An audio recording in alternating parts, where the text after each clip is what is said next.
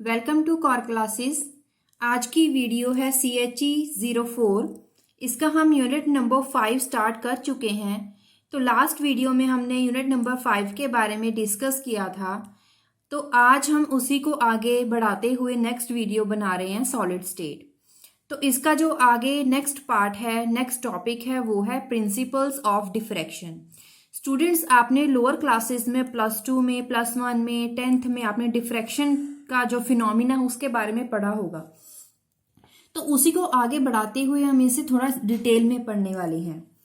तो क्या है कि जो डिफ्रैक्शन पैटर्न है वो अराइज होता है due to the interference of waves. जब 2 या 3 वेव्स आपस में इंटरफेयर करती हैं, उनमें इंटरफेरेंस पैटर्न अराइज होता है, उस समय हम बोलते हैं कि डिफ्रैक्शन अकर कर रहा है। तो अगर यहाँ पे 2 ऑप्शंस हो सकती हैं, या तो वेव्स इन फेस में हो सकती हैं या फिर वेव्स हो सकती हैं आउट ऑफ फेस। अगर वेव इन फेस होंगी तो जो वेव्स होंगी जो इंटरफेयर कर रही हैं, जो डिफ्रैक्शन पैटर्न में अकर कर रही हैं, तो वो ज्यादा इंटेंस होंगी, मतलब कि ज्यादा पास पास में इंटेंसिटी उसकी ज्यादा होगी, उतनी ही ज्यादा इंटेंसिटी बढ़ जाएगी। लेकिन अगर वही वेव्स आउट ऑफ फेस होंगी तो वो कम इंटेंस होंगी, मतलब कि उन वेव्स की इंटेंसिटी कम हो जाएगी, डिक्रीज कर जाएगी। अब जो इंटेंसिटी इंक्रीज हुई है वो आप इस डायग्राम के थ्रू देख सकते हैं। इंटेंसिटी जो है इन फेस है तो इनकी intensity increase, these are intense waves. लेकिन ये जो as compare to this intense waves, इनकी इंटेंसिटी कम होती है क्योंकि ये है आउट ऑफ फेस। तो अगर 2 वेव्स एक ही सोर्स से स्टार्ट होती हैं, मतलब कि ट्रेवल करती हैं, तो उनका जो फेस डिफरेंस फाई होगा, फेस डिफरेंस जिसे हम फाई से डिनोट करते हैं, तो जो वो फाई है it will directly proportional to the path difference. जितना उसका पाथ डिफरेंस होगा उतना ही ज्यादा उसका फेस डिफरेंस होगा। तो जो फेस डिफरेंस है it is directly depends upon the path difference. तो ये इसकी डेफिनेशन पे जाते हैं कि एक्चुअल में डिफ्रैक्शन क्या है। The bending of light round the edges of an obstacle is called diffraction. ऐसे जैसे कि कोई सपोज कीजिए लाइट ट्रेवल कर रही है, उसके जो लाइट ट्रेवल कर रही है उसके रास्ते में कोई ऑब्स्टेकल आ गया, कोई रुकावट आ गई है, तो क्या होगा, वो अपना रास्ता बदल लेगी। तो क्या होगा, लाइट अपना रास्ता, अपना पाथ बदल लेगी, चेंज कर लेगी। तो उस समय हम बोलेंगे कि लाइट बेंड हो गई है। तो उसी फिनोमिना को डिफ्रैक्शन बोलते हैं। The bending of light, light का बेंड हो जाना कहाँ से बेंड होगी, जब उसके रास्ते में कोई ऑब्स्टेकल, रुकावट आएगी। तो रुकावट जो है, कोई भी रुकावट आएगी, उससे उसके एजेस से टकराने के बाद वो लाइट बेंड हो जाएगी, अपना रास्ता चेंज कर लेगी। तो इसी फिनोमिना को बोलते हैं डिफ्रैक्शन। अब इसे थोड़ा डायग्राम के थ्रू भी समझ लेते हैं। अब सपोज कीजिए इस डायग्राम में आप देखिए, उसके बाद हम इसे एक्सप्लेन करेंगे। तो सपोज कर लीजिए कि एक लाइट सोर्स है जहां से लाइट बीम ट्रेवल कर रही है, तो पास हो रही है, इसमें है 2 स्लिट्स हैं, एक S1 है, एक S2 है। तो उस स्लिट्स, जो दोनों स्लिट्स है उसमें से जो लाइट है वो पास कर रही है, तो वो आपस में कट कर रही हैं स्क्रीन पे, ठीक है, और दूसरी स्क्रीन में वो फॉल कर रही हैं। ये ऐसा क्यों होता है कि एक स्क्रीन में कट करके फिर दूसरी स्क्रीन में वो पास आउट हो रही हैं? ये है ड्यू टू द इंटरफेरेंस। अब इंटरफेरेंस कंस्ट्रक्टिव इंटरफेरेंस भी होती है और डिस्ट्रक्टिव इंटरफेरेंस भी होती है। अब इन दोनों जो स्लिट्स है उसमें से पास होते हुए कंस्ट्रक्टिव और डिस्ट्रक्टिव इंटरफेरेंस की वजह से जो यहाँ पे क्या होगा कि जब दूसरी यहाँ पे इस स्क्रीन पे टकराएंगी तो आपको 2 बैंड्स मिलेंगे। एक बैंड डार्क बैंड होता है, दूसरा ब्राइट बैंड होता है। तो जो डार्क और ब्राइट बैंड होता है वो कंस्ट्रक्टिव और डिस्ट्रक्टिव इंटरफेरेंस की वजह से ही होता है। अब अगर इन जो यहाँ पे देखिए, यहाँ पे अगर इन फेस है, अगर जो वेव्स होंगी वो लाइट वेव्स है, अगर वो इन फेस में होंगी तो उसकी इंटेंसिटी बढ़ जाएगी। लेकिन अगर आउट ऑफ फेस होगी तो उसकी इंटेंसिटी कम हो जाएगी, जो कि हमने अभी पढ़ा। तो इसी को हम थोड़ा सा डिस्क्राइब कर लेंगे। देखते हैं points. Consider a beam of light passing through 2 slits. कौन सी जो हमने डायग्राम में देखी थी, S1 और S2, 2 स्लिट्स देखी थी। Cut to each other on a screen and falling on a second screen. उसके बाद a series of dark and bright bands observe. आपको दिखेगा क्या? डार्क बैंड्स और ब्राइट बैंड्स दिखेंगे स्क्रीन के ऊपर। वो क्यों होंगे? Due to constructive and destructive interference of two beams passing through the two slits.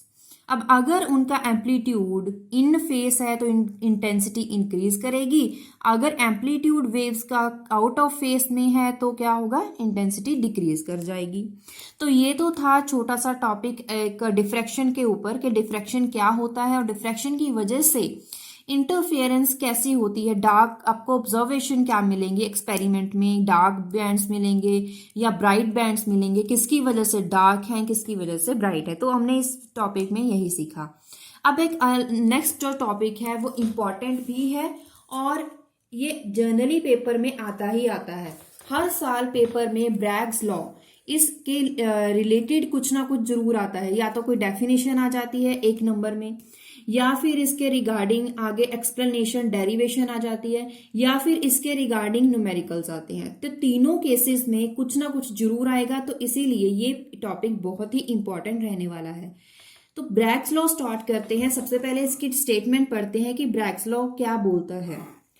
If the path difference between two rays, अगर वो 2 रेज हैं, लाइट रेज हैं, उनका अगर पाथ डिफरेंस उनकी वेवलेंथ से इंटेग्रल मल्टीपल में है। अब कैसे?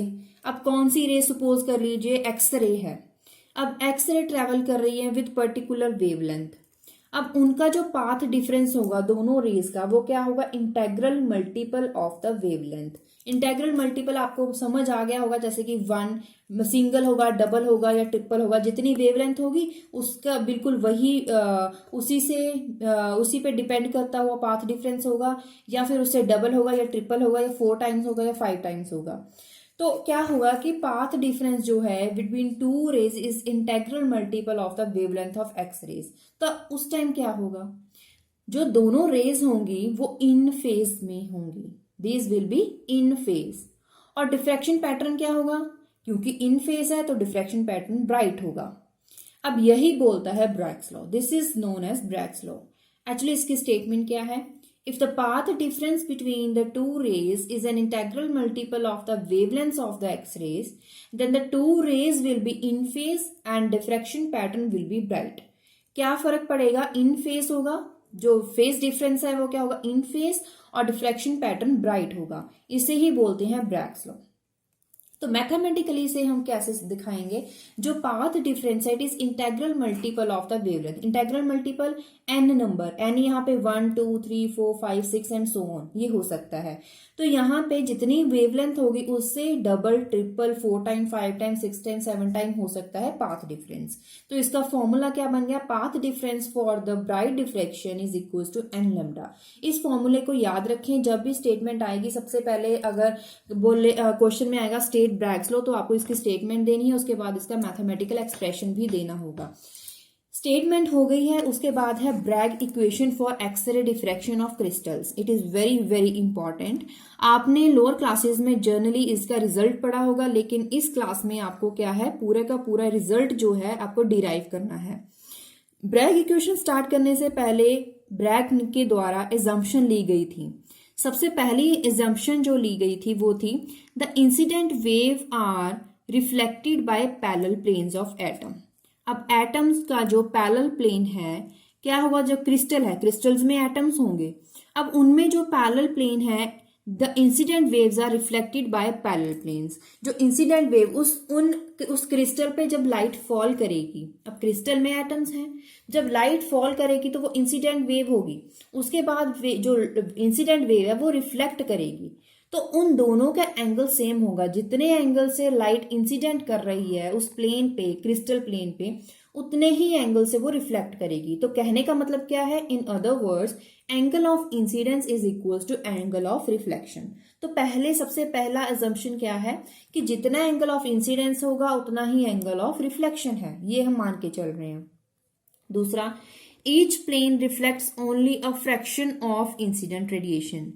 ईच प्लेन, हर प्लेन रिफ्लेक्ट करेगा इंसिडेंट रेडिएशन का फ्रैक्शन, मतलब कि इंसिडेंट जो रेडिएशन है उसे रिफ्लेक्ट करने के लिए जो रिफ्लेक्शन होगी वो इंसिडेंट वेव का फ्रैक्शन होगा, मतलब कि इंटेग्रल फॉर्म्स में वो लाइट जो है रिफ्लेक्ट करेगी। तो third point, when the reflections from parallel plane interfere constructively the diffraction pattern arises।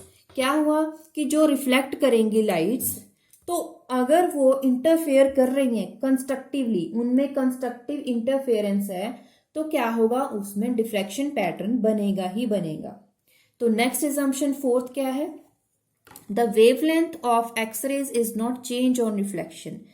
Wavelength जो एक्सरे की इंसिडेंट के टाइम पे थी वही रहेगी रिफ्लेक्शन के टाइम, तो उसमें कोई चेंज नहीं होगा। Lambda before the incident wave, during the incident wave and after the reflection, during the reflection same है।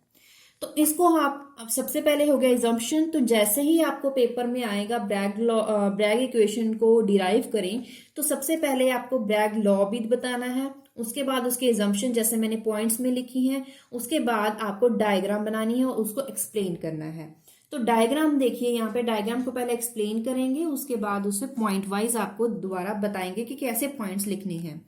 अब सपोज कीजिए कि लाइट जो है एक्सरे फॉल कर रही है, ये है PAR और PA और QC, ये जो लाइट है वो इंसिडेंट कर रही है, ये है एक्सरे।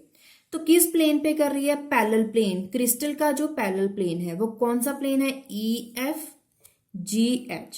तो EF and GH is the crystal plane, parallel plane, उस पे लाइट फॉल कर रही है, इंसिडेंट कर रही है at an angle theta, PAQC। और सरफेस के ऊपर पड़ने के बाद ये एक्चुअली ऊपर नीचे नहीं है, ये बिल्कुल एक ही प्लेन में है, प्लेन पैरेलल प्लेन में है, लेकिन ये पेपर जो है वो 2D है, इसीलिए यहाँ पे ऐसे ही दिखाया जाएगा। ये एक्चुअली ऐसे है कि जैसे कि ये पेपर है, बिल्कुल लाइट फॉल कर रही है बिल्कुल ऐसे, तो दूसरी लाइट फॉल कर रही है यहाँ पे, तो एक ही प्लेन में पैरेलल प्लेन पे लाइट फॉल कर रही है।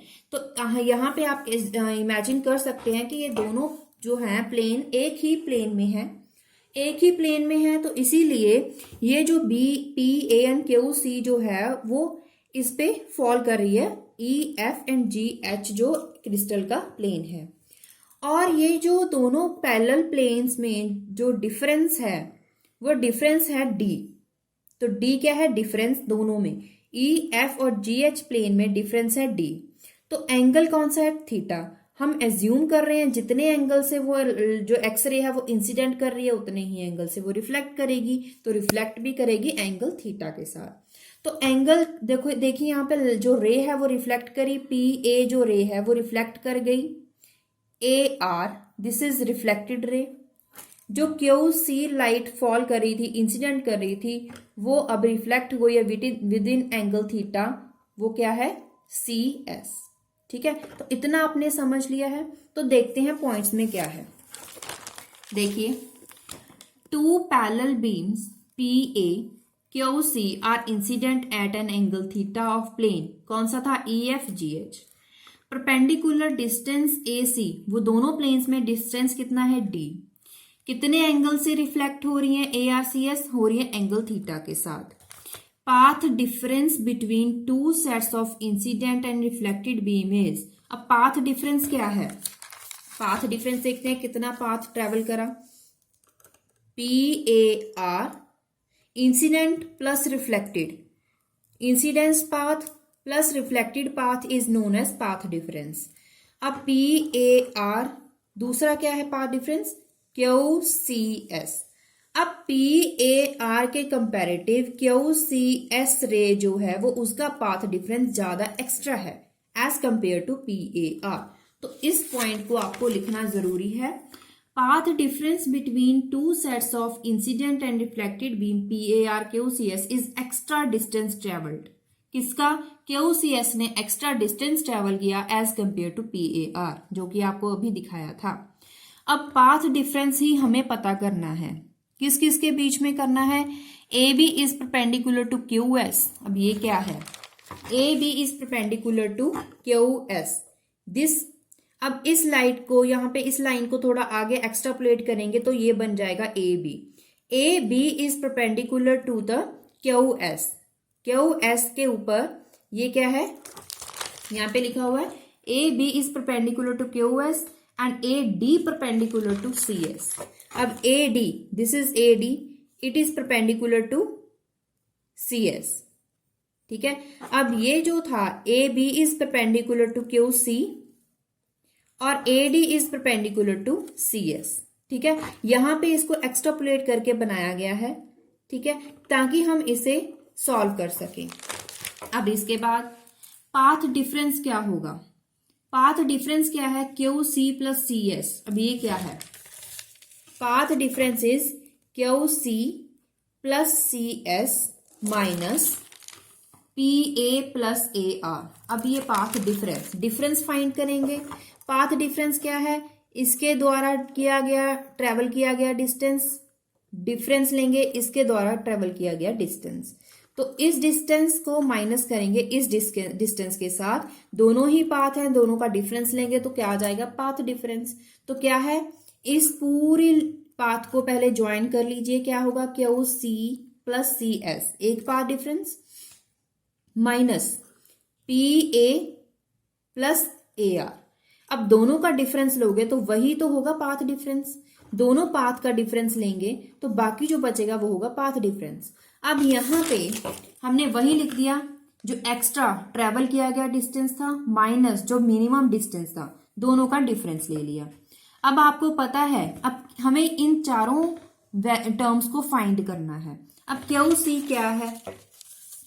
क्यू सी क्या है? Q B plus B C. Q C क्या है? Q B plus B C. Okay, वही लिखा है हमने, Q B plus B C. तो क्यू सी हमने फाइंड कर लिया। सी एस, अब सी एस क्या है? This is C S. C S क्या होगा? This distance plus this distance, C D plus D S. तो सी एस क्या है? C D plus D S. तो वो भी हमने लिख दिया। अब इन दोनों टर्म्स की वैल्यू हम यहां पे सब्स्टिट्यूट करने वाले हैं।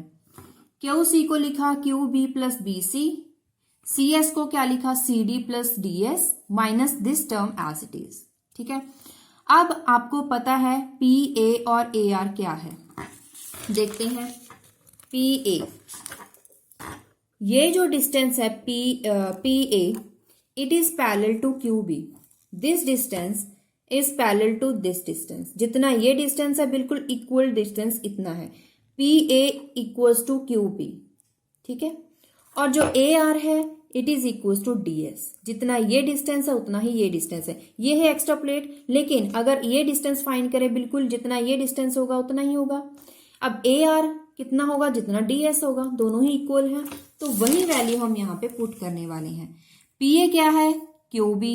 ए आर क्या है? D S. ये वैल्यूज भी हम यहाँ पे पुट करेंगे तो कुछ टर्म्स कैंसल आउट हो जाएंगी।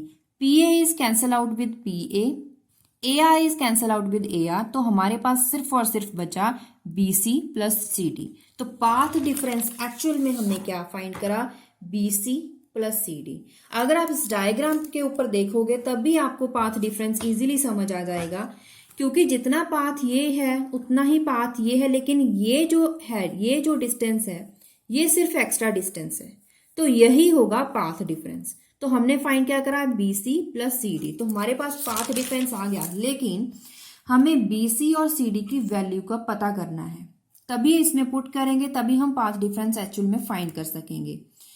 तो यहां पे अगर आप देखिए, जो ए सी है हमने क्या करा था? परपेंडिकुलर ड्रॉ कर दिया था ए बी और बी सी। ए बी और ए डी के बीच में हमने एक परपेंडिकुलर ड्रॉ करा जो जी एच प्लेन के ऊपर परपेंडिकुलर डिस्टेंस है। तो हम ये बोल सकते हैं कि A C is perpendicular to G H. तो हमने ये परपेंडिकुलर ड्रॉ क्यों करा? लेकिन सबसे पहले हम ये देखें, since A C is perpendicular to G H plane के साथ परपेंडिकुलर है, तो A C G angle, A C B angle, B C G angle, ये क्या है हम देखते हैं। परपेंडिकुलर हमने इसलिए ड्रॉ करा ताकि ये जो ट्रायंगल है ए बी सी, ACD ये दोनों ही राइट एंगल ट्रायंगल बन जाएं। ठीक है, तो अब यहाँ पे जो ये लिखा हुआ है ACG, ACG किसके इक्वल है? ACB plus BCG, ACB plus BCG। तो AC is perpendicular to GH plane. Perpendicular draw करने के बाद हम ये बोल सकते हैं, क्योंकि because AC is perpendicular to GH plane, then ACG ये जो एंगल है, this angle is equals to the sum of ACB plus BCG। क्या है? जो ACG एंगल है, ACG ये जो पूरा एंगल है वो किसके इक्वल है? ACG एंगल किसके इक्वल है? वो है ACB के इक्वल प्लस, अगर इसमें प्लस कर दिया जाए, BCG एंगल, तो दोनों का सम है। लेकिन क्या हमें ये एंगल्स पता है? तो ACG एंगल, ये पूरा एंगल कितना है? ये पूरा एंगल है 90 डिग्री। ठीक है, तो हमने लिख दिया यहाँ पे ACG is equal to 90 degree. ACB हमें नहीं पता है, BCG कितना है फाइंड कर लेते हैं। BCG this is angle theta. चलो ये एंगल भी पता लग गया, लेकिन हमें ACB एंगल, ये एंगल पता नहीं है।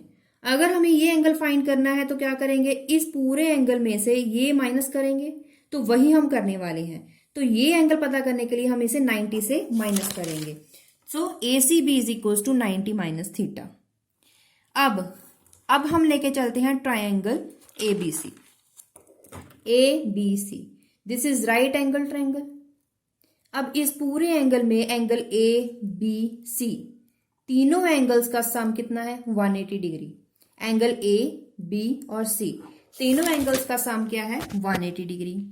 BAC हमें पता नहीं है। ACB हमने अभी निकाला 90 माइनस थीटा। CBA 90 डिग्री है। 180 is equal to 180। 90 plus 90 180 minus theta 180 is cancel out with 180, तो BAC एंगल कितना बचा? थीटा। BAC तो देखते हैं कहां पे है BAC। तो ये एंगल क्या बन गया? Theta angle. क्या करा था मैं आपको दोबारा समझा दूं। मुझे एंगल चाहिए C, इस एंगल को मुझे पता करना है कितना है। इसे पता करने के लिए मैं क्या करूंगी? ये पूरा एंगल कितना है? 90 डिग्री। अगर मैं इस पूरे एंगल में से ये थीटा एंगल माइनस कर दूंगी तो मेरे पास C एंगल आ जाएगा। तो 90 minus theta is equal to angle C। तो एंगल C कितना आ गया? 90 माइनस थीटा। अब ये जो पूरी ट्रायंगल है, this is right angle triangle. अब राइट एंगल ट्रायंगल में मुझे B पता है 90 डिग्री है, C पता है 90 माइनस थीटा है, A एंगल नहीं पता है। A एंगल पता करने के लिए मैं क्या करूंगी? पूरे राइट एंगल ट्रायंगल का सम क्या होगा एंगल्स का? 180 डिग्री। दिस प्लस दिस, अब इसमें इन दोनों का सम 180 से माइनस करूंगी, मेरे पास कितना आ जाएगा? Angle A। एंगल A कितना आया है माइनस करके? थीटा एंगल आ गया है। तो मैंने एंगल A भी फाइंड कर लिया। BAC is equal to theta angle. अब मुझे क्या करना है? अब मुझे BC फाइंड करना है, CD फाइंड करना है, क्योंकि मुझे अभी BC और CD फाइंड करना था। इसके लिए मुझे क्या करना था? उन ट्रायंगल्स को राइट एंगल ट्रायंगल पहले प्रूव करना था। उसमें मुझे A एंगल चाहिए था, मैंने सारे फाइंड कर लिए। अब BC और CD में तभी फाइंड कर सकती थी अगर वो राइट एंगल ट्रायंगल होती। तो राइट एंगल ट्रायंगल हमने प्रूव कर दी है। ये सब हमने क्या करा है? राइट एंगल ट्रायंगल प्रूव करा। राइट एंगल ट्रायंगल प्रूव हो गया, एंगल्स का सम भी देख लिया, एंगल A भी फाइंड कर लिया। अब BC और CD फाइंड करने के लिए, क्योंकि राइट एंगल ट्रायंगल है, हम वहां पे क्या करेंगे? BC ये क्या है? परपेंडिकुलर। ये है परपेंडिकुलर। क्या मुझे इन तीनों में से कौन कौन सी चीज पता है? अब मुझे AC पता है। AC कितना है? दोनों प्लेन्स में डिफरेंस। अब दोनों प्लेन्स में डिफरेंस कितना है? D। जितना ये डिस्टेंस है उतना ही ये डिस्टेंस है। तो AC मुझे पता है वो कितना है? D। तो AC मैं यहां पे लिख दूंगी D। अब मुझे फाइंड करना है BC। BC मुझे फाइंड करना है। AC मुझे पता है। परपेंडिकुलर अपॉन हाइपोटेन्यूज क्या होता है? Sine theta. तो मैं वहां पे साइन थीटा एंगल यूज करूंगी। उसके बाद मुझे क्या पता करना है? CD। अब CD फाइंड करने के लिए मैं कॉस थीटा अप्लाई करूंगी, वही अब मैं करने वाली हूं। Sine theta BC upon AC। Is equal to sine theta, perpendicular upon hypotenuse sine theta. BC, अब एसी में इस तरफ ले आई हूं, BC is equal to AC sine theta. क्यों क्यों मैं इस तरफ लेकर आई हूं? क्योंकि मुझे एसी की वैल्यू पता है, कितनी है, डी, वही मैं इसमें सब्स्टिट्यूट करने वाली हूं। तो बीसी मैंने फाइंड कर लिया, BC is equal to D sine theta, this is equation number 2। BC मैंने फाइंड कर लिया, अब मुझे सी डी भी चाहिए। अब सी डी मुझे चाहिए, इसे मुझे फाइंड करना है। इसमें इन दोनों पाथ में दोनों ही जो साइड्स हैं, इन दोनों साइड्स की जो इस ट्रायंगल की साइड्स हैं, इस दोनों में से मुझे सिर्फ ये पता है, ए सी। अब ये क्या है, इस पूरी ट्रायंगल के लिए, ट्रायंगल ए सी डी के लिए, ये पूरी जो राइट एंगल ट्रायंगल है, इसमें से ये क्या है, हाइपोटेन्यूज, ये क्या है, परपेंडिकुलर। तो परपेंडिकुलर अपॉन हाइपोटेन्यूज क्या होता है, साइन थीटा। तो मैं क्या करूंगी, परपेंडिकुलर क्या है, C D upon A C is equal to sine theta. क्योंकि मुझे सी डी फाइंड करना था, इन दोनों में से मुझे ए सी पता था, इसीलिए मैंने ए सी लिया। तो यहाँ पे आप क्वेश्चन पूछ सकते हैं कि आपने सिर्फ ए सी ही क्यों लिया, ए डी क्यों नहीं लिया? क्योंकि मुझे ए सी पता था, ए सी पता था, दिस इज हाइपोटेन्यूज, और परपेंडिकुलर मुझे फाइंड करना था। हाइपोटेन्यूज और परपेंडिकुलर का जो रिलेशन होता है वो साइन थीटा होता है, इसलिए मैंने यहाँ पे अप्लाई कर दिया C D upon A C is equal to sine theta. A C मुझे पता है डी है, इस तरफ ले आई हूं, तो सी डी भी मैंने फाइंड कर लिया, D sine theta, this is equation number 3। अब बीसी भी मैंने फाइंड कर लिया, सी डी भी मैंने फाइंड कर लिया, लेकिन मुझे करना क्या था, पाथ डिफरेंस फाइंड करना था। पाथ डिफरेंस का फॉर्मूला क्या था जो इक्वेशन नंबर 1 में था? तो पाथ डिफरेंस क्या था इक्वेशन नंबर 1, आप अपनी कॉपी में देखिए, वो है B C plus C D. ये दोनों मैंने फाइंड कर लिए, दोनों की वैल्यू यहाँ पे सब्स्टिट्यूट कर दीजिए। बीसी की वैल्यू क्या है, डी साइन थीटा, पुट कर दी। सी डी की वैल्यू क्या है, डी साइन थीटा, पुट कर दी। D sine theta plus D sine theta is equal to 2d sine theta, this is equation number 4। अब ये है पाथ डिफरेंस, लेकिन आपने अभी इक्वेशन में ये पाथ डिफरेंस फाइंड करा, लेकिन according to Bragg's law path difference क्या है, एन लैम्डा। ये है ब्रैग इक्वेशन में, ये है ब्रैग्स लॉ में पाथ डिफरेंस। तो पाथ डिफरेंस तो दोनों इक्वल हो गए, दोनों इक्वेशंस को इक्वल कर दीजिए। N lambda is equal to 2d sin theta. तो this is known as Bragg's equation, this is equation but we have to be find. तो हमने जो फाइंड करना था हमें मिल गया। अब मैं थोड़ा दोबारा रिवाइज करवा दूं कि हमने करा क्या है। सबसे पहले हमने क्या करा, इंसिडेंट लाइट फॉल करवाई एंगल थीटा के द्वारा, दोनों में डिफरेंस कितना है, प्लेन्स में डी, तो रिफ्लेक्ट करेगी लाइट्स। उसके बाद हमने ये देखा कि पाथ डिफरेंस क्या होगा। पाथ डिफरेंस क्या है, ये जो लाइट है, रिफ्लेक्शन, इंसिडेंट रिफ्लेक्शन दोनों का पहले सम कीजिए, फिर इन दोनों लाइट्स को आपस में माइनस कर दीजिए। क्या बचेगा, ये छोटा सा डिफरेंस बचेगा, बीसी और सीडी। ये पाथ है जो एक्स्ट्रा फॉलो किया गया है, यही पाथ है, तो यही पाथ जो होगा हमारा पाथ डिफरेंस होगा बीसी प्लस सीडी। अब बीसी प्लस सीडी के लिए हम तभी फाइंड कर सकते हैं अगर हमें ये पता हो कि ये राइट एंगल ट्रायंगल है, या किसी भी कोई भी रिलेशन, हमें मैथमेटिकल रिलेशन मिल जाए। तो मैथमेटिकल रिलेशन हम इसीलिए फाइंड कर सकते हैं, देखिए यहाँ पे एंगल, ये है एंगल थीटा, और पूरा एंगल कितना है, 90 डिग्री। मुझे चाहिए एंगल सी कैसे फाइंड करूंगी, 90 माइनस थीटा करके। तो ये मैंने फाइंड कर लिया, ये एंगल मेरे पास कितना आया था, थीटा। ओके, अब ये जो राइट एंगल ट्रायंगल है, क्या ये राइट एंगल ट्रायंगल है या नहीं, ये तभी फाइंड करूंगी, यहाँ पे है 90 डिग्री, ठीक है, ये है एंगल थीटा। एंगल ए कैसे फाइंड करूंगी, राइट एंगल ट्रायंगल का सम लगाएं यहाँ पे, और एंगल ए फाइंड करिए, वो भी आपके पास थीटा आएगा। अब इसमें आप क्या करोगे, अब इसमें आप बी सी फाइंड करोगे। सेम वही आप ये इस ट्रायंगल के लिए लगाओगे। पहले आप एंगल ए फाइंड करोगे, एंगल ए फाइंड करने से पहले आपको ये एंगल फाइंड करना है, ये फाइंड करा, फिर ये फाइंड हो गया, ये भी थीटा है, तो यहाँ पे आपको सी डी पता करना है। सी डी कैसे पता करोगे, क्योंकि यहाँ पे आपको परपेंडिकुलर जो डिस्टेंस है वो आपको पता है, आपको हाइपोटेन्यूज आपको पता है, परपेंडिकुलर आपको चाहिए, तो आप साइन थीटा का रिलेशन लगाइए, इजीली आपको बी सी और सी डी मिल जाएंगे। पाथ डिफरेंस क्या था, B C plus C D, उन दोनों वैल्यूज को उसमें सब्स्टिट्यूट कर दीजिए। देखिए path difference B C plus C D मिला, उसके बाद आपने C angle 90 minus theta find करा, तीनों एंगल ए बी सी सम है 180, आपने एंगल ए फाइंड करा के वो है थीटा। तो ये एंगल फाइंड करा, फिर आपने साइन थीटा एंगल ऑपरेशन लगाया, आपको बीसी और सीडी मिल गए। पाथ डिफरेंस था बीसी प्लस सीडी, आपने उनकी दोनों वैल्यूज को सब्स्टिट्यूट करा, 2d साइन थीटा है। अकॉर्डिंग टू ब्रैग्स लॉ जो पाथ डिफरेंस है वो है एन लैम्डा, दोनों को इक्वेट करा। This is the actual result. इसमें आपको ये बताना है ये सारी टर्म्स है क्या। एन क्या है यहाँ पे, ऑर्डर ऑफ रिफ्लेक्शन। अगर एन 1 है तो ये पूरा फर्स्ट ऑर्डर रिफ्लेक्शन कहलाएगा, अगर एन 2 है तो सेकंड ऑर्डर रिफ्लेक्शन कहलाएगा, अगर एन यहाँ पे 3 है तो थर्ड ऑर्डर रिफ्लेक्शन कहलाएगा। तो लैम्डा क्या है, वेवलेंथ ऑफ एक्स रे जो फॉल कर रही थी। डी क्या है, डिस्टेंस, दोनों प्लेन्स में डिस्टेंस, ई एफ और जी एच के बीच में डिस्टेंस जो था। अब next topic is experimental method for determination of crystal structure. Crystal structure find करने के लिए क्या कोई एक्सपेरिमेंटल मेथड है? यस। कौन सा है? Power method. पावर मेथड क्या होता है, कैसे फाइंड करते हैं? इसमें सबसे पहले इस एक्सपेरिमेंट में क्या करना होता है, आपको क्रिस्टल लेना होता है जिसका आपको डिटर्मिनेट करना होता है क्रिस्टल स्ट्रक्चर। उस क्रिस्टल को ले लीजिए। अब उस क्रिस्टल में जितने भी जो सैंपल आपने लिया वो रैंडमली ओरिएंटेड होगा, ठीक है। अब उसका डिफ्रैक्शन भी take powdered sample containing micro crystal, उसका पाउडर सैंपल ले लीजिए, वो रैंडमली ओरिएंटेड होगा। Diffraction beam corresponding to each scattering fans out in the form of cone. अब जो भी डिफ्रैक्शन पैटर्न होगा वो आपको इस कोन की शेप में मिलेगा। This is the diffraction incident beam. अब इंसिडेंट बीम यहाँ पे क्या लगाई गई है, यहाँ पे सोर्स है, सोर्स में से वेव इंसिडेंट होगी, इंसिडेंट हो रही है तो यहाँ पे क्या लगाया है आपने, फिल्म लगाई है, मतलब स्क्रीन लगाई है।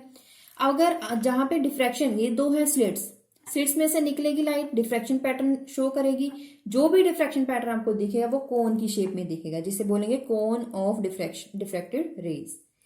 This give rise to bright rings. अब ये ब्राइट रिंग्स देंगी सर्कुलर फोटोग्राफिक फिल्म के ऊपर।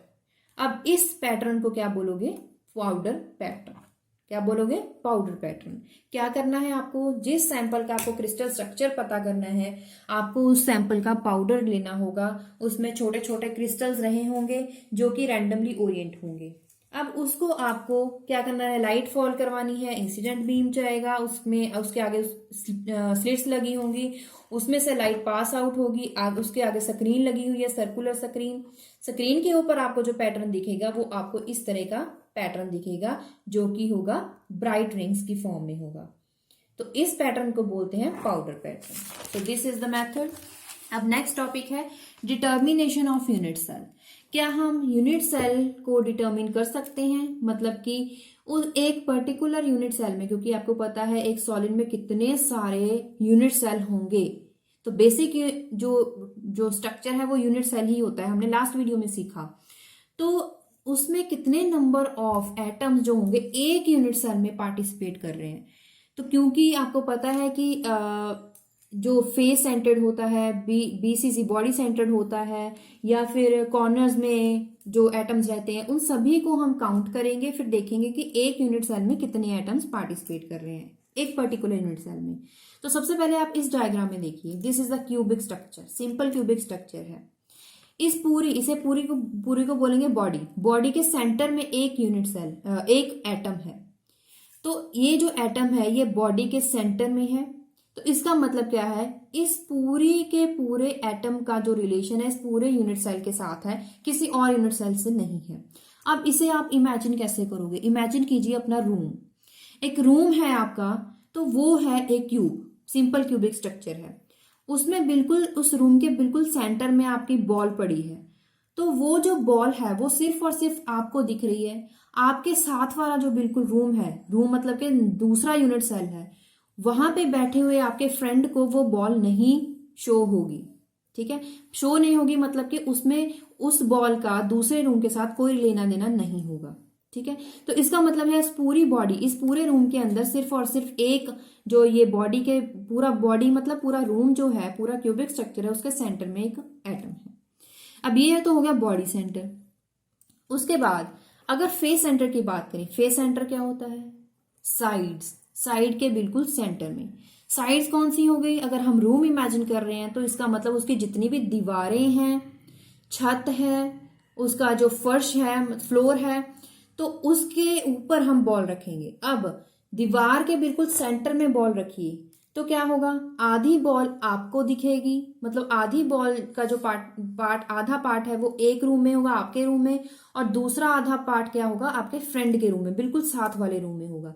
तो अब जो एक बॉल है उसका बिल्कुल हाफ पार्ट आपको शो हो रहा है, हाफ पार्ट आपके फ्रेंड को शो हो रहा है।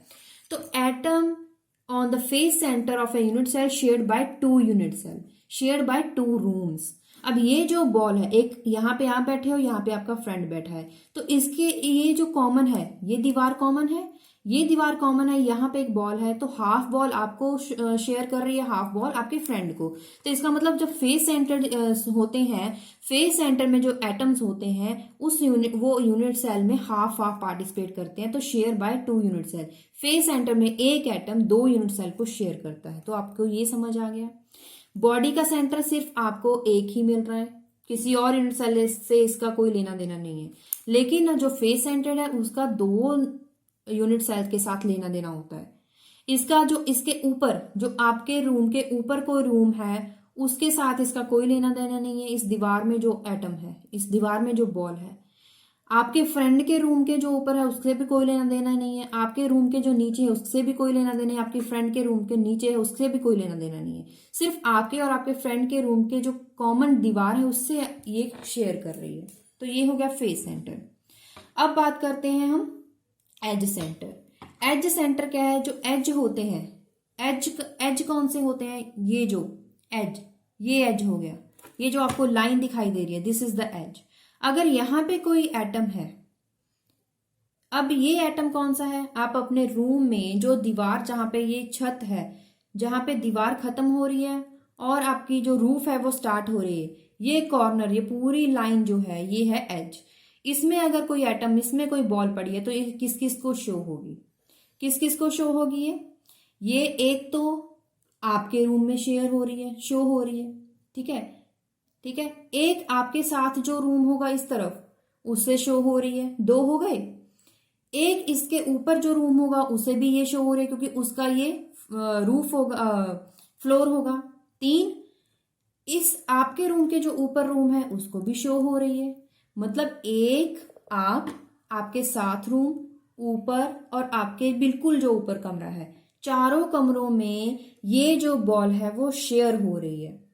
तो यहां पे हम क्या बोलेंगे कि जो एज सेंटर में, यूनिट सेल के एज सेंटर में एटम होता है वो 4 यूनिट सेल के साथ शेयर होता है। दोबारा से समझा दूं, देखिए, बॉडी का सेंटर मतलब आपके पूरे रूम के एक सेंटर में हवा में लटक रही है बॉल, वो आप ही के रूम के साथ शेयर कर रही है, किसी और रूम के साथ नहीं। फेस सेंटर की बात करेंगे तो आप इमेजिन कर लीजिए कि आप और आपके साथ जो रूम है उसमें फ्रेंड है, आप दोनों को ये शो हो रहा है दीवार के बिल्कुल सेंटर में, आधी बॉल आपके साथ शेयर हो रही है, आधी बॉल आपके फ्रेंड के रूम के साथ शेयर हो रही है, क्योंकि दीवार कॉमन है। तो ये 2 यूनिट सेल के साथ शेयर हो रही है, 2 कमरों के साथ शेयर हो रही है। यूनिट सेल को आप इमेजिन कीजिए रूम्स। अब एज सेंटर का मतलब क्या है, अगर एज सेंटर इस पूरी में, अगर ये एज सेंटर है, ये एज सेंटर है, तो ये किस किस को शो हो रही है, एक आप जिस रूम में हो, आपका फ्रेंड जो है उसको, उसके रूम में, ऊपर जो रूम है और इसके ऊपर जो रूम है, 1 2 3 4। अब यहाँ पे जो एटम होगा, यहाँ पे जो बॉल है, 1 2, इसके ऊपर जो कमरा है, इसके ऊपर जो कमरा है, 4 रूम्स के साथ शेयर हुई है। इन दोनों रूम्स के जो नीचे कमरे हैं उनको ये बॉल शो नहीं होगी, क्योंकि ये दीवार उनसे मैच नहीं करती, उनके कमरे के साथ कॉमन नहीं है। तो इसीलिए सिर्फ और सिर्फ 4 कमरों के साथ, 4 रूम्स के साथ ये शेयर करेगी। 4 रूम्स मतलब 4 यूनिट सेल के साथ शेयर करेगी। तो ये तो हो गया एज सेंटर।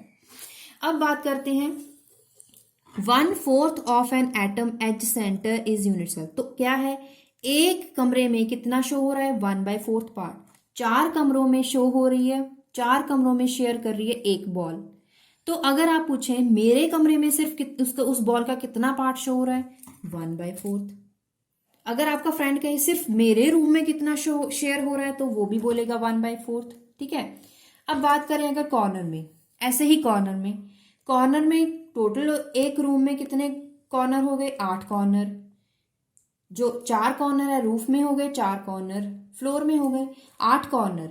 तो 8 कॉर्नर में से ये 8 के 8 यूनिट सेल को शेयर करेगा। 8 यूनिट सेल को शेयर करेगा। और आप बोलोगे मेरे कमरे में कितना पार्ट शो हो रहा है, तो बोलोगे 1/8 पार्ट। तो बोलोगे 1/8 of an atom in a corner belongs to unit cell. अब इन पूरे जो आपने इमेजिनेशन करी है इसका रिजल्ट देख लें। ये तो हो गया कि कितने नंबर ऑफ एटम्स, एक एटम कितने रूम्स के साथ शेयर कर रहा है। अब अगर आपका क्वेश्चन हो कि सिर्फ और सिर्फ मेरे रूम में कितना पार्ट शो हो रहा है, कितने एटम शो हो रहे हैं, वो कैसे देखेंगे।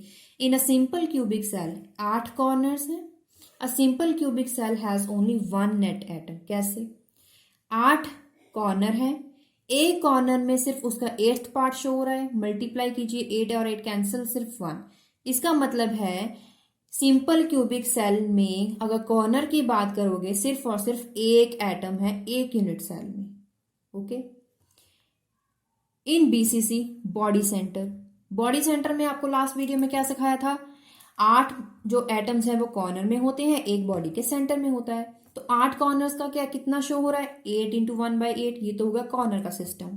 प्लस बॉडी का सेंटर, बॉडी का सेंटर जो है मतलब कि जो रूम है आपका उसके बिल्कुल सेंटर में बॉल है, वो किसी और के साथ तो शेयर नहीं हो रही है, तो पूरी की पूरी एक ही बॉल, एक ही यूनिट सेल, एक ही रूम में शेयर हो रही है, तो 1 लिख दिया। प्लस कर दिया 8 corners, 8 into 1/8 plus 1 body centre, ये कैंसिल आउट होगा 1, 1 प्लस 1 2, मतलब बीसीसी जो स्ट्रक्चर है उसमें 2 नेट एटम्स होंगे पर यूनिट सेल में। एफसीसी स्ट्रक्चर, एफसीसी भी आपको लास्ट वीडियो में सिखाया था। 8 कॉर्नर्स होंगे, 6 फेसेस होंगे, मतलब 4 दीवारें, एक छत हो गई, एक फ्लोर हो गया। तो 8 कॉर्नर है, कॉर्नर में आपने देखा एक यूनिट सेल में कितना पार्ट शो होगा, 1/8 पार्ट, 8 इंटू 1/8। टोटल 8 कॉर्नर ए के लिए शो हो रहे हैं 1/8, 8 इंटू 1/8 इज 1। 6 फेसेस हैं दीवार में, अगर दीवार में है आधा उस तरफ दूसरे रूम में, आधा आपके रूम में, आधा आपके फ्रेंड के रूम में, आधा आपके रूम में, तो आपको सिर्फ आधा पार्ट ही दिख रहा है, तो टोटल फेसेस हैं 6, आधा पार्ट आपको दिख रहा है 6 इंटू 1/2, ये हो गया 3। ये तो आपके पास आ गया 1 प्लस 6/2 3, तो टोटल कितना शेयर हो रहा है पर यूनिट सेल में, net number of atom are 4। तो ये तो हो गए सिंपल क्यूबिक सेल में 1 एटम पर यूनिट सेल, बीसीसी में 2 atoms per unit cell, FCC में 4 एटम्स पर यूनिट सेल। तो ये आप अगर समझेंगे तभी आप आगे चल सकते हैं। तो ये तो हो गए इसके रिजल्ट जो अभी हमने डिस्कस किए।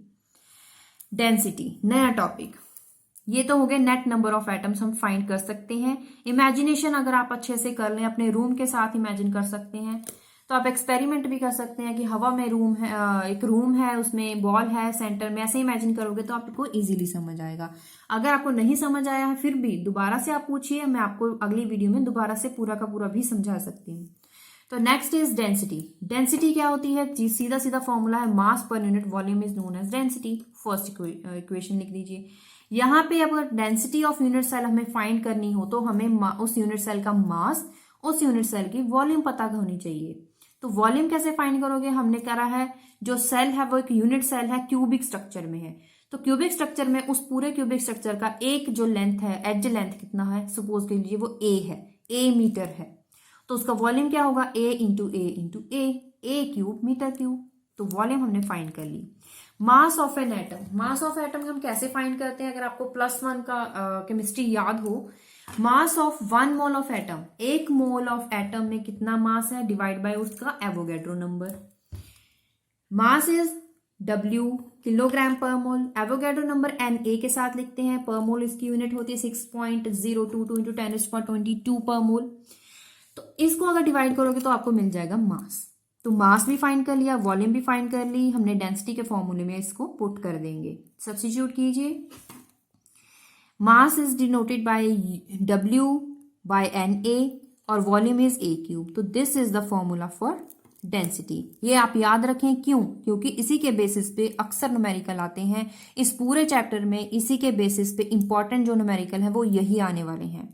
डेंसिटी ऑफ बीसीसी, अगर आप बोले सिंपल क्यूबिक का तो पता चल गया, लेकिन बीसीसी यूनिट सेल जो है उसका डेंसिटी पता करना हो तो कैसे पता करें, तब आपको क्या करना है, 2, मतलब कि एक यूनिट सेल में नंबर ऑफ एटम्स 2 होते हैं, एक कॉर्नर में एक बॉडी, तो हो गया 2, बाकी सारे का सारा formula as it is. FCC में क्या होता है 4, तो 4 इंटू बाकी का सारा फॉर्मूला एज इट इज। तो density of cubic cell which is denoted by rho is NW by NaA cube. n क्या होगा, डिपेंड करता है कौन सा क्यूबिक स्ट्रक्चर है, सिंपल क्यूबिक स्ट्रक्चर है, BCC है, FCC है। Ionic crystal, next topic is ionic crystal. You are knowing well that ionic crystals, cesium chloride, sodium chloride. आपको पता है सीजियम क्रिस्टल, जो सीजियम क्लोराइड क्रिस्टल है BC स्ट्रक्चर बनाता है और sodium chloride forming FCC structure. अब BCC स्ट्रक्चर कैसे और FCC स्ट्रक्चर कैसे? BCC स्ट्रक्चर फाइंड करने के लिए, समझने के लिए आप एक कंसीडर करेंगे क्रिस्टल, वही कौन सा, CSCl, मतलब कि सीजियम क्लोराइड स्ट्रक्चर, क्योंकि इसका BCC स्ट्रक्चर है। It is a unique position. अब इसमें जो इसका BCC स्ट्रक्चर है बॉडी के सेंटर में, तो ये जो पोजीशन है वो यूनिक पोजीशन है। क्यों? Because there is no other point within the cell, कोई और ऐसा पॉइंट नहीं है which is 1 cell H length away and which is occupied by another caesium ion. तो ऐसा और कोई भी एटम नहीं है जो और किसी यूनिट सेल के साथ, बिल्कुल इसके साथ वाले यूनिट सेल के साथ शेयर होता हो, जैसे कि कोई और सीजियम आयन के साथ।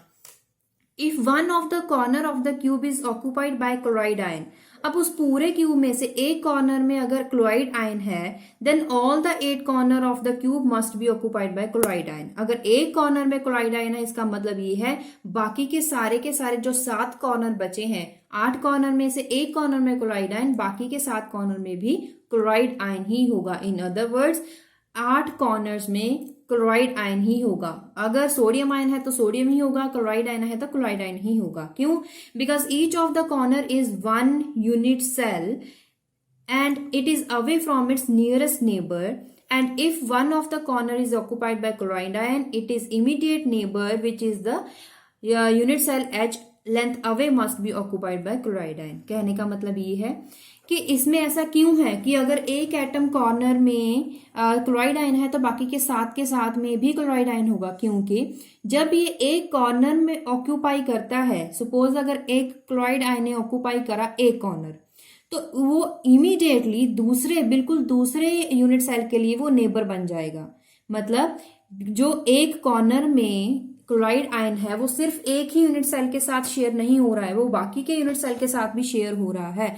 इसीलिए इसका मतलब ये होगा कि जो बाकी के 7 के 7 कॉर्नर्स है उसमें भी वही सेम आयन होगा जो कि एक कॉर्नर में है, जो कि क्लोराइड आयन है। तो इसका मतलब ये हुआ कि हर एक कॉर्नर पोजीशन यूनिक होगी।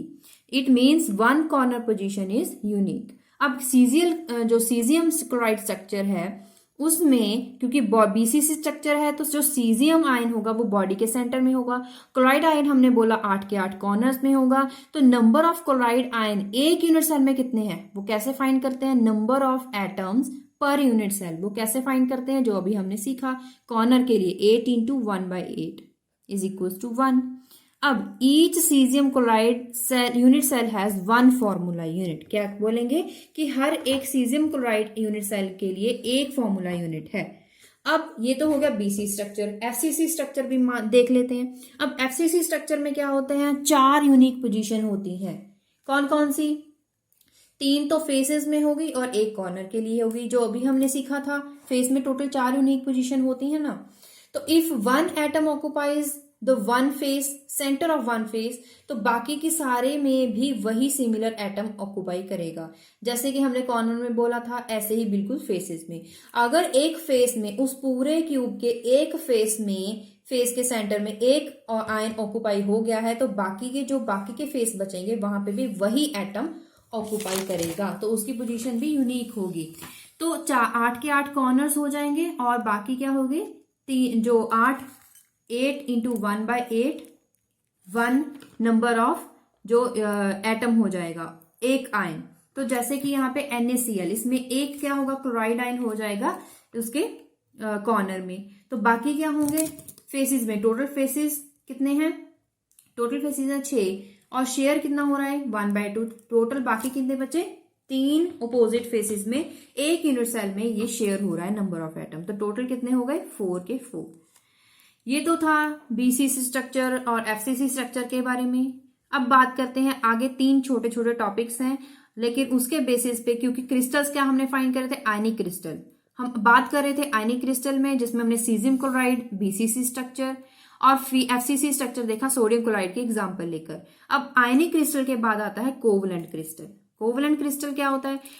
इन covalent crystal definite covalent bonds join all the atoms. सभी के सभी एटम उस क्रिस्टल में कोवलेंट बॉन्ड के साथ ज्वाइन होते हैं। For example diamond.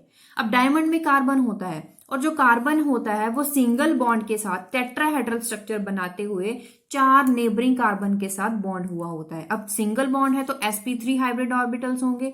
अब वो कैसे बनाता है, बॉन्ड कैसे बनाता है कि एक कार्बन के जो sp3 हाइब्रिड ऑर्बिटल होंगे वो दूसरे बिल्कुल उसके जो नेबर में कार्बन एटम है उसके साथ वो ओवरलैप करेगा, और जो ओवरलैप कर जाता है बिल्कुल इजीली ओवरलैपिंग हो जाती है, जिसकी वजह से इसमें जो बॉन्डिंग होती है वो स्ट्रॉन्ग बॉन्डिंग होती है। तभी हम बोलते हैं कि जो डायमंड है उसका जो नेचर है वो हार्ड है। मतलब जो डायमंड है हार्ड इन द नेचर और अनरिएक्टिव है, क्योंकि वो स्टेबल हो गया, अब वो इजिली रिएक्ट नहीं कर पाता है, वो इनर्ट हो जाता है। Next is molecular crystal. Molecular crystal में वैंडरवाल फोर्सेज होते हैं। For example iodine, carbon dioxide crystals. अब इन क्रिस्टल्स में क्या होता है कि जो स्ट्रक्चर होता है इस तरह से बनता है ताकि मिनिमम एनर्जी एक्वायर करके वो पर्टिकुलर शेप ले ले, कम से कम एनर्जी में वो स्टेबल शेप ले ले, शेप ऑफ डिस्क्रीट मॉलिक्यूल्स। ऐसे ये मॉलिक्यूलर क्रिस्टल बनते हैं।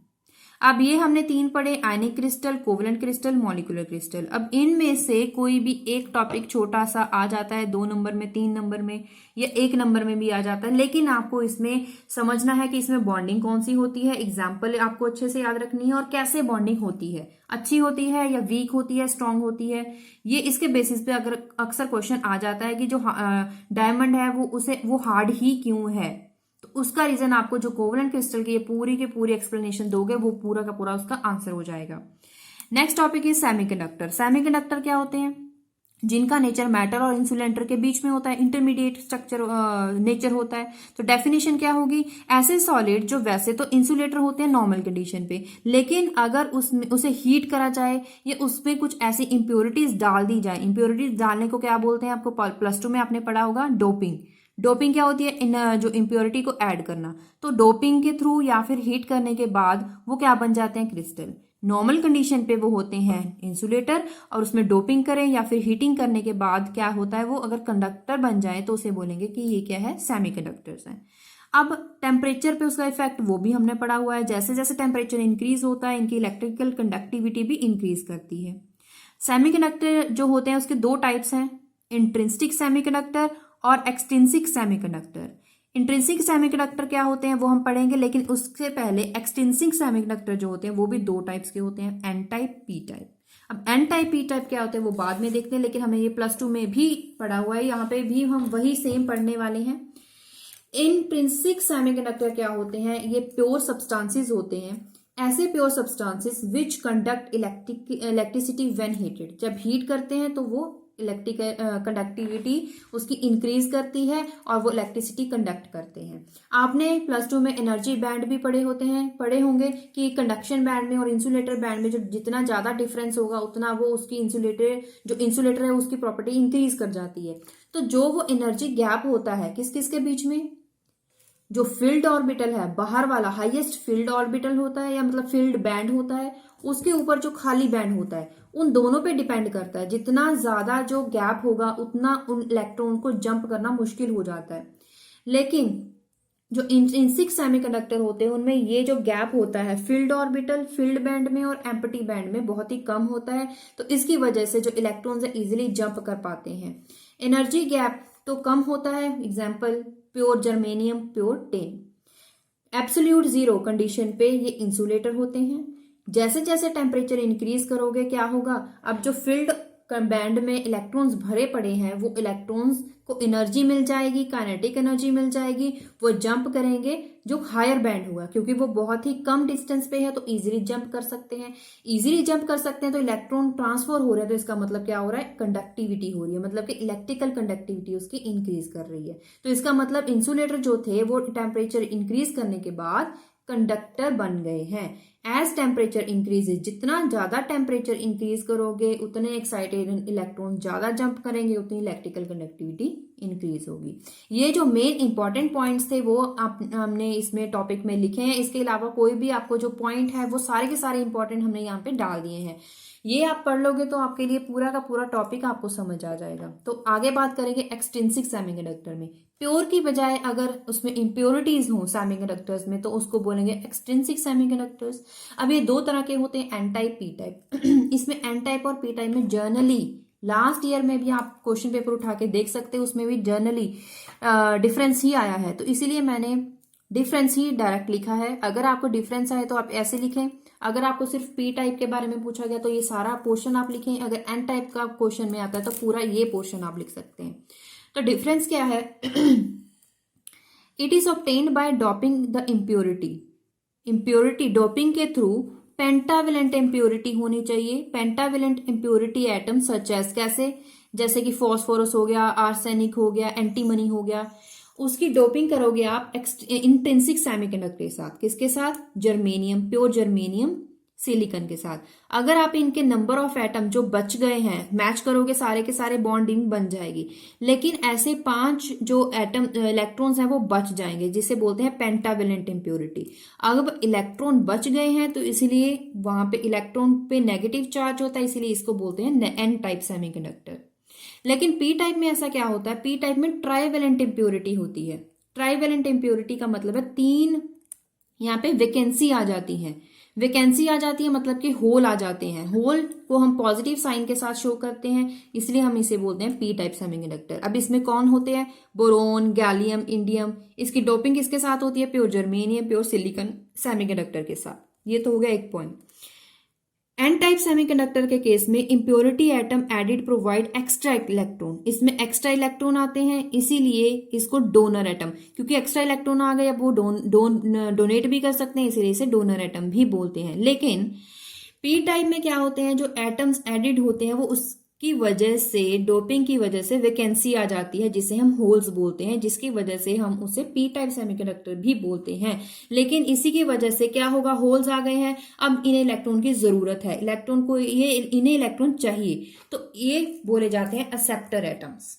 अब electrons are majority charge carriers, क्योंकि यहाँ पे इलेक्ट्रॉन का नंबर ज्यादा है एज कंपेयर टू होल्स, इसीलिए holes are known as minority charge carriers, electrons are known as majority charge carrier. जो नंबर ज्यादा है उसे मेजोरिटी चार्ज कैरियर बोलेंगे। लेकिन पी टाइप में ज्यादा क्या है? होल्स ज्यादा है एज कंपेयर टू इलेक्ट्रॉन्स, तो होल्स को बोलेंगे मेजोरिटी चार्ज कैरियर और इलेक्ट्रॉन्स को बोलेंगे मिनोरिटी चार्ज कैरियर। तो इसी के साथ अब हम करेंगे एक्सरसाइज। फर्स्ट क्वेश्चन इज, इसमें मैंने आपको बताया था कि इसमें ज्यादातर डेंसिटी के बेसिस पे या फिर ब्रैग लॉ के बेसिस पे न्यूमेरिकल आते हैं, तो वही इंपॉर्टेंट है, वही हमने इसमें डिस्कस किए हैं। First numerical is, if the separation between the lattice layer in the crystal is 404 picometre. जो सेपरेशन है प्लेन में डिस्टेंस दे दिया गया है, मतलब यहाँ पे हमें डी मिल गया है। वेवलेंथ ऑफ एक्सरेज मतलब कि लैम्डा हमें दे दिया गया 154 पिकोमीटर, दोनों ही पिकोमीटर में है। What would be the angle of incidence, मतलब कि हमें थीटा फाइंड करना है, at which reflection will occur. Assume N is equal to 1। यहाँ पे angle of reflection, angle of incidence की बात करी गई और यहाँ पे सीधा सीधा बताया गया है आपको एंगल ऑफ इंसिडेंस का पता करना है ताकि उसी एंगल के साथ रिफ्लेक्शन हो सके।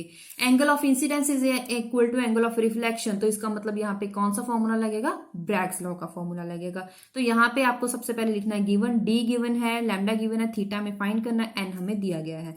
तो ब्रैग्स लॉ आप अप्लाई कीजिए, N lambda is equal to 2d sine theta. N 1 है, लैम्डा की वैल्यू पुट करें, 2 इंटू डी वैल्यू पुट करें, sine theta as it is. इसमें 2 इज कैंसल आउट विथ 154 और हमें क्या मिला? 77। 404 इस तरफ आ गया डिवाइड में, दोनों को डिवाइड कर आ गया 0.191 साइन थीटा। थीटा कैसे फाइंड करोगे? साइन इनवर्स 0.191, और साइन इनवर्स इसे फाइंड करें, नहीं पता चल रहा है आप कैलकुलेटर की मदद से इजीली फाइंड कर सकते हैं, नहीं है तो आप इसे एज इट इज छोड़ सकते हैं। This is the required answer. Next numerical is, nickel metal is in a cubic unit cell which edge length। अब यहाँ पे एज लेंथ की बात करी गई है, डेंसिटी की बात करी गई है, तो यहां से ही आपको पता चल गया है कि मुझे डेंसिटी का फॉर्मूला अप्लाई करना है। Density of a unit cell. तो डेंसिटी आपको गिवन है, एज लेंथ ए आपको गिवन है, आपको पता करना है यूनिट सेल टाइप कौन सा है। टाइप पता करना है मतलब कि आपको एन फाइंड करना है, वो बीसीसी है, वो एफसीसी है, वो फाइंड करना है। एटॉमिक मास आपको गिवन है, एटॉमिक वेट आपको गिवन है। अब जो गिवन है वो आप पहले लिखेंगे, आपको डेंसिटी का फॉर्मूला अप्लाई कीजिए, उसमें से आपको एन फाइंड करना है, बाकी सारी terms left right hand side ले लीजिए। डेंसिटी का वैल्यू पुट करा, एवोगैड्रो नंबर पुट करा, यहाँ पे एज लेंथ पुट करा और वेट। उसके बाद इन दोनों को मल्टीप्लाई, यहाँ पे इन दोनों को मल्टीप्लाई करा, आपके पास ये वैल्यू आ गई, base same, power eight 26 power आ गई। इसे 3 बार इसका क्यूब लेंगे तो आपको ये आंसर मिल जाएगा। डिवाइड, इन दोनों को मल्टीप्लाई करें, उसके बाद इसके साथ डिवाइड करें तो आपके पास ये आंसर आने वाला है। तो 10⁻⁴ इसे आप सॉल्व करोगे, आपके पास आएगा 3.99। तो अप्रोक्सीमेटली आपको क्या मिल रहा है, 4, क्योंकि आपको फाइंड करना है यूनिट सेल टाइप, या तो 1 आएगा या फिर आपको 2 आएगा या 4, क्योंकि जब भी आपको यूनिट सेल आ जाए तो आप याद रखें यूनिट सेल टाइप आपको फाइंड करना है, तो न्यूमेरिकल में आपको होल नंबर फाइंड करना है। तो आपको आपका आंसर जो है वो होल नंबर में आना चाहिए।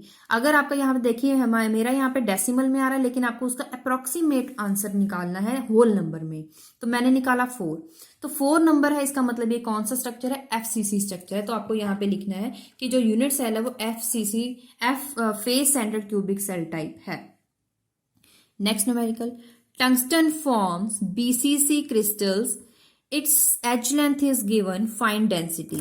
अब आपको डेंसिटी फाइंड करनी है, टंगस्टन आपको मिल गया है, तो इसका सबसे पहले आपको जो वैल्यूज है वो देखिए, गिवन क्या है, गिवन है एज लेंथ ए, एटॉमिक मास गिवन है, बीसीसी स्ट्रक्चर है, इसका मतलब उसका एन क्या होगा, 2। आपको फाइंड करना है डेंसिटी, तो डेंसिटी का फॉर्मूला आप यहाँ पे अप्लाई कीजिए, N is equal to 2 W Avogadro number, ये वैल्यू एज लेंथ, दोनों को मल्टीप्लाई करा, आपके पास आंसर आया। इस वैल्यू को एज इट इज, इसका क्यूब लिया, उसके बाद इन दोनों को मल्टीप्लाई करा, दोनों को डिवाइड करने के बाद जो आंसर आएगा वो होगा डेंसिटी ऑफ यूनिट सेल। उसके बाद next numerical is fourth numerical, the density of potassium bromide is given, edge length given है, क्यूबिक स्ट्रक्चर है, find out whether it has caesium chloride type या फिर NaCl sodium chloride type of structure. Type of structure, caesium chloride का आपको क्या बताया था, BCC structure, और सोडियम क्लोराइड का आपको बताया था FCC स्ट्रक्चर। तो यहाँ पे क्वेश्चन सेम है जो हमने अभी फाइंड करा था लास्ट में, लेकिन आपको क्वेश्चन घुमा के पूछा गया कि आपको इन दोनों में से किस टाइप का स्ट्रक्चर है वो बताना है। इनडायरेक्टली आपको यही पूछा गया है कि BCC है या FCC, तो आपको ये फाइंड करना है कि BCC मतलब कि आपको सीधा सीधा डेंसिटी का फॉर्मूला अप्लाई करना है और n फाइंड करना है। गिवन लिखा, n वैल्यू में रो वैल्यू फाइंड करा, डेंसिटी पुट करा, a क्यूब लेंगे, एवोगैड्रो नंबर W लिखा, एटॉमिक मास, इन दोनों को मल्टीप्लाई करा और इसका क्यूब लिखा, फिर दोनों को मल्टीप्लाई करा, डिवाइड करा, आपके पास आ गया 3.16 इंटू 10⁻⁴। इसको सॉल्व करोगे, क्योंकि मैंने बोला जहां पे आपको n फाइंड करना है, सेल टाइप फाइंड करना है, आंसर होल नंबर में आना चाहिए, वो है 4। तो इसका मतलब ये FCC टाइप स्ट्रक्चर है। तो आप FCC कौन सा है, क्योंकि आपको FCC नहीं पूछा है, आपको FCC के बजाय सीजियम क्लोराइड या सोडियम क्लोराइड पूछा है। तो सीजियम क्लोराइड और सोडियम क्लोराइड में से FCC स्ट्रक्चर किसका होता है, सोडियम क्लोराइड का। तो आप बोलोगे कि गिवन जो सैंपल है पोटेशियम ब्रोमाइड का, उसका जो टाइप ऑफ स्ट्रक्चर है इस क्रिस्टल का वो है सोडियम क्लोराइड टाइप स्ट्रक्चर है। Next question, sodium crystallises in a BCC lattice which edge length is given, density आपको फाइंड करना है सोडियम मेटल का। BCC स्ट्रक्चर है तो सीधा सीधा आपको n मिल गया, आपको एज लेंथ मिल गया, वेट आपको सोडियम का फाइंड करना है, एटॉमिक मास, डेंसिटी का फॉर्मूला अप्लाई करें, 2n weight, Avogadro number, a cube, इन दोनों को मल्टीप्लाई करा, फिर इसका क्यूब फाइंड करा, फिर इन दोनों को मल्टीप्लाई करा, दोनों को डिवाइड करा, आपके पास जो आंसर आएगा वो आ जाएगा डेंसिटी ऑफ सोडियम मेटल। सबसे पहले आप खुद से फॉर्म इसे सॉल्व कीजिए। हो सकता है इसमें कुछ डेसिमल की प्रॉब्लम हो या न्यूमेरिकल में जो आंसर है उसमें कुछ प्रॉब्लम हो सकती है। सबसे पहले आप फाइंड करें, उसके बाद इसके साथ आप मैच कर सकते हैं। Next numerical is the density of sodium chloride is given, H length is given, सीधा सीधा दिया गया है। Number of formula unit find करना है। नंबर ऑफ फॉर्मूला यूनिट मतलब किस टाइप का है, NaCl क्रिस्टल। यहां पे आपको पूछा गया NaCl क्रिस्टल। हमने अभी पढ़ा NaCl क्रिस्टल का जो स्ट्रक्चर टाइप होता है वो कौन सा होता है, FCC। वही आपको पूछा गया है। आपको तो पहले से ही पता है कि FCC का जो स्ट्रक्चर होता है वो 4 नंबर आना चाहिए, मतलब कि N की वैल्यू 4 आनी चाहिए। यहां पे इस न्यूमेरिकल से आपको सीधा ही आंसर भी पता चल गया है कि मेरा आंसर 4 आना चाहिए।